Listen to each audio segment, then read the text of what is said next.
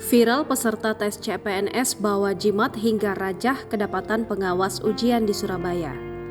Sejumlah peserta seleksi kompetensi dasar calon pegawai negeri sipil atau SKD CPNS di Surabaya ramai kedapatan membawa beragam jenis jimat dan rajah.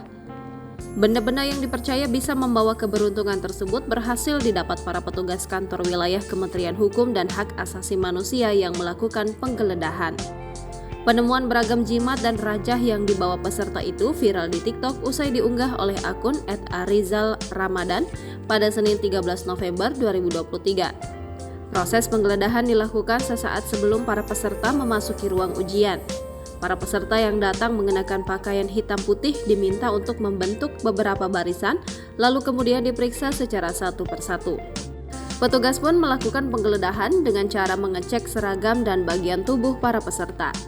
Di luar dugaan, ada banyak peserta yang kedapatan membawa jimat dan rajah yang diselipkan dalam tubuh mereka. Adapun jenis jimat dan rajah yang ditemukan diantaranya jimat jenis rajah, gulungan kertas yang ditulis huruf tertentu, garam, hingga bunga kantil yang dibungkus kain putih. Terlihat pula sejumlah amalan yang dituliskan di atas salah satu jimat berbentuk kertas putih. Jimat dan rajah yang nyaris dibawa ke dalam ruangan tes tersebut dipercaya dapat membawa keberuntungan hingga membuat para peserta bisa menjalani ujian dengan mudah hingga meneruskan tahap selanjutnya. Sontak saja unggahan tersebut dibanjiri beragam komentar dari warganet.